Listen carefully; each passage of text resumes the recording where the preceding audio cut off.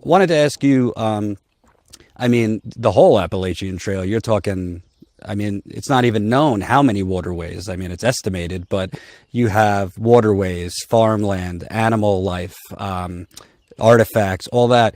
Can you kind of talk about all the things that are at risk, not just on your land, but, from here to West Virginia? It will definitely affect the water. So the tree cutting is the trees are the first barrier for soil erosion and for cleaning the water. So you remove those, you've already started a process you can't undo. And then when they start blasting to put this pipeline in, they want it 10 feet in the ground. And it's a 14? It's a 42-inch pipeline that they want in the ground. So blasting and digging and moving of all of that dirt is going to, you can have silt and erosion and everything like that. Even if they never cross a waterway, all of that will end up in the waters. But they are crossing waterways multiple times. Yeah, the creek I was next to, they're crossing 23 times up here. And that is a Tier 3 waterway that leads right into Roanoke. And it's not like these pipelines don't leak. You had in Pennsylvania a pipeline contaminated 15 wells just last year. And the pipeline company just got fined, which is nothing for them for this, but contaminated land there. What you were talking about, the sediment that goes in the water. And even perfect case scenario, this pipeline never leaks. Just the damage they're going to do to put it in. We're on karst topography right now. It's a bunch of limestone caves behind me. The limestone filters the water. The minute they start blasting to do that, they'll probably ruin this well, my well, a lot of the water that people use and drink up here before they even put the pipeline in, and it's got the fracked natural gas running through it. Mm-hmm. And then after that, yes, they do leak. They do explode. And the newer ones do it more frequently than the older ones. And there's a company with a horrific track record. They're the ones putting it in. And they've never put it in such steep and dangerous terrain. They've got a terrible track record. And it's the largest pipeline they've ever put in. It's going to be awful. There's no way nothing cannot go wrong. Right. And one of the FERC commissioners, again, the Federal Energy Regulatory Commission, I was a 2-to-1 vote basically to give them eminent domain. One of the FERC commissioners, for an organization that's supposed to have five members, so 2 seats are vacant. But one of the commissioners was pointing out they've never seen a pipeline on this scale, in this kind of land, the steep terrain. Also,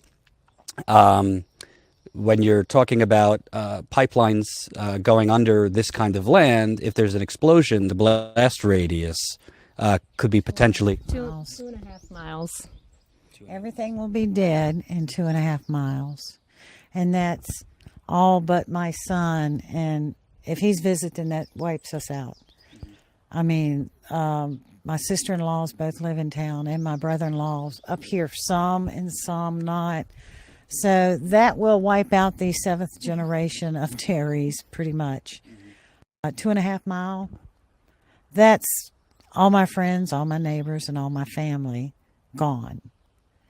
And the firefighters up here said, Red, there's nothing we can do. It'll take them a while to turn the gas off, so it'll be fueled by the gas. And he said, there's no way we can fight it on this steep terrain. And we had a lot of gypsy moth damage a few years ago. And if you look behind you, you see dead standing, just kindling for anything that happens. When we lost all the oaks and a lot of the apples to the gypsy moths, we had wildlife starving up here. Deers, their fawns, starving. So now they're going through and cutting the rest of my oaks. Or a huge portion. Where I had her set, I had a very nice stand of oaks, and they took them all down. The day after we came down, they just went through and cut Both of our sits were located near waterways. Hers a larger portion of the creek, mine a tiny little babbling brook that literally comes out of the ground 1,000 feet from where I was sitting. And then just wetlands between the two of us. And they came through the day after and cut every single tree down between. There were no silt fences installed. There was nothing to mitigate the damage. Trees are laying in the creeks, which are not supposed to be.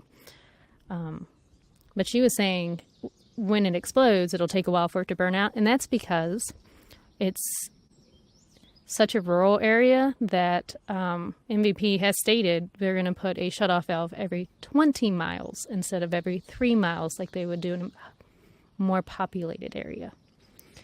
So when I've tried to educate people, they understand the facts. When they finally hear them. But to kind of drive the point home, I tell them that when this pipeline explodes, it'll probably be pieces of my house raining down on their house in Roanoke, and that this really is their backyard too. They should be invested and be interested and understand the issues at stake here. Not just, oh, it's not physically in my backyard that it's going through. It is. All of your water starts up here, your property values, your site views.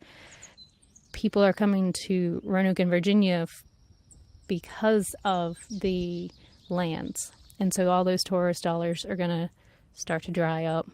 If your water is damaged, nobody's is going to want to kayak and stand up paddleboard in the Roanoke River anymore. But you're also potentially talking about a massive forest fire. I mean, that too. Not even forest fire is going to be the end effect. It's going to be a giant explosion first. Kind of like the volcano that just went off in Hawaii. We're going to have the volcano effect where, yeah, it's going to rain down on everybody.